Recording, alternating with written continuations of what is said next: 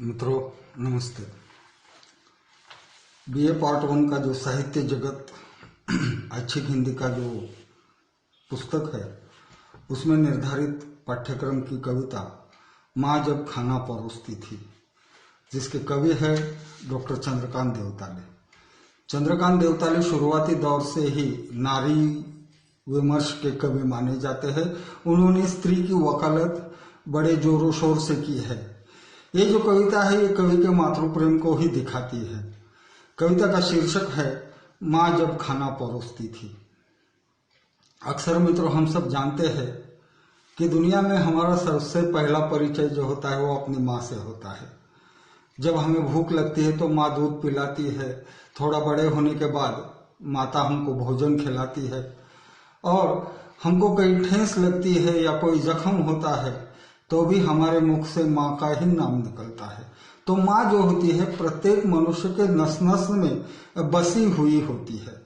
इस कविता के द्वारा कवि ने अपने बीते दिनों को याद करते हुए माँ की बात आपके सामने रखी है। कवि लिखता है, वे दिन बहुत दूर गए जब माँ के बिना पर से पेट भरता ही नहीं था। दुनिया के किसी भी आदमी को या औरत को जब हमने सवाल करेंगे कि तुम्हारी नजर में सबसे बढ़िया खाना कौन बनाती है, तो हमारा उत्तर माँ और सिर्फ माँ ही होगा। कोई अन्य उत्तर नहीं हो सकता। वजह यह है कि हम बचपन से माँ के हाथ का ही खाना खाकर पाल पोस कर बड़े होते, लिहाजा सिवा माँ के हाथ के खाने का हमें कोई भी खाना अच्छा नहीं लगता। कवि ने उन बीते दिनों को कुएं की उपमा दी है, या कुएं में जिस प्रकार से बाल्टी डालकर हम पानी खींचते हैं उसी प्रकार से जो है वह दिन है, ये कवि का कथन है। और वह दिन अभी भी कहीं दबे हुए है, अर्थात कवि के मन मस्तिष्क में वो बचपन की याद अब भी जो है वह ताजा है। जैसे जैसे हम बड़े होते हैं वैसे जैसे जैसे हम समाज में जुड़ जाते हैं वैसे वैसे माँ की अहमियत थोड़ी सी कम होती है। नहीं, ऐसी बात नहीं है मित्रों, लेकिन फिर भी माँ अपने अंतिम क्षण तक माँ ही होती है। इस बात को हमें कभी भी नहीं भूलना चाहिए। कवि लिखता है कि माँ की मौजूदगी में कौर निगलना तक दुश्वार होने लगा, क्योंकि कवि जो है माँ का जो बेटा है वो बेरोजगार था, और बेरोजगार आदमी की क्या स्थिति होती है ये बताने की जरूरत नहीं है।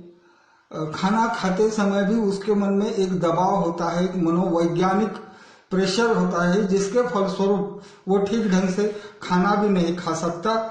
लेकिन फिर भी कवि की माँ जो है वह अपने बेटे के लिए घी की कटोरी रखना नहीं भूलती थी। वह कभी यह नहीं पूछती थी कि उसका बेटा, बेरोजगार बेटा, कहाँ कहाँ भटकता है, क्या क्या करता है। उसको सिर्फ इतना ही मालूम है कि उसे अपने बेटे को खाना खिलाना है और उसका पेट भरना है।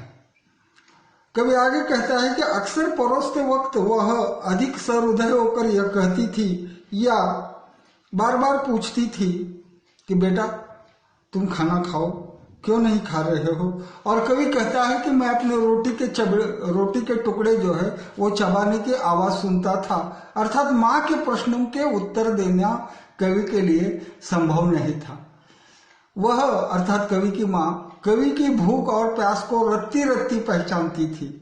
और जब वह मतलब थोड़ी देर पहले हमने बात रखी थी कि कवि के मन पर एक साइकोलॉजिकल प्रेशर रहता था। बिकॉज ऑफ दैट रीजन कवि जो है वह खाना कम खाता था, तो बेचारी खाना जूठे बर्तन मांजते समय अकेले में ही बड़बड़ाती थी, और कवि बरामदे में छिपकर उसके शब्द सुनता था। उसका अंत में, कवि की माँ का अंत में भगवान के लिए बड़बड़ाना सबसे खौफनाक सिद्ध होता था कि भगवान तुम कैसे हो कि तुमने मेरे बेटे के लिए कुछ नहीं किया। ये शब्द जो है ये कवि को सुनना कवि के लिए बड़ी डरावनी स्थिति पैदा करता था, और इसलिए कवि दरवाजा खोलकर देर रात तक सड़क पर एकांत और अंधेरे में घूमता रहता था। अलावा इसके कवि के सामने कोई और विकल्प नहीं था। जैसा कि हमने शुरुआती दौर में कहा है कि बेरोजगार आदमी का दर्द बहुत बड़ा होता है, और कवि इस स्थिति से गुजर गया है, इसलिए कवि को जो है वह माँ के सामने खड़ा होकर माँ की बात सुनना कवि के लिए मतलब जो है वो अच्छा नहीं लगता था। कवि कहता है कि ये भी दिन उस कुएं में, अर्थात वो कुआं कौन सा है, यादों का कुआं है, उन यादों के कुएं में वो भी दिन किसी पीतल की बाल्टी की तरह पड़े हुए हैं। अब कवि बड़ा हुआ है, कवि की शादी हुई है, कवि के बीवी बच्चे हैं और उनके साथ कवि खाना खाता है, लेकिन फिर भी कवि कहता है कि खाने में वो राहत नहीं रही जो माँ के हाथ का खाना खाते समय हुआ करती थी। दोनों गायब हो गई है और हम सब जो है वो अपने अपनी जिम्मेदारी से खाना खाते हैं। हमको कोई आग्रह करके परोसता नहीं। आज आग्रह करने के लिए किसके पास समय है? जो जितना खाता है उतना ही उसके पत्तल पर या उसके खाने के बर्तन में डाला जाता है। पूछा भी नहीं जाता कि तुम्हें और भूख है कि नहीं। और इसलिए कवि कहता है कि सब अपने अपनी जिम्मेदारी से खाते हैं और दूसरों के खाने के बारे में एकदम निश्चिंत रहते हैं।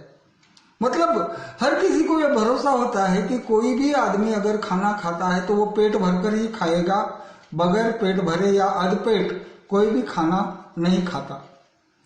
फिर भी कवि कहता है कि मेथी की भाजी या बेसन जब उसके पत्तल पर होता है तो उसको अपनी माँ की याद आती है, उसकी दृष्टि और उसकी आवाज जो है कवि की आंखों के सामने तैरने लगती है। और फिर कवि अंत में कहता है, फिर मैं पानी की मदद से खाना गिटक कर कुछ देर के लिए उसी कुएं में डूबी उन्हीं बाल्टियों को ढूंढता रहता हूँ। यानी कवि को वो पुराने दिन अब भी याद आते हैं। वो कुएं, यादों का कुआं, वो पीतल की बाल्टी, वो बाल्टी जो है प्रतीकात्मक है।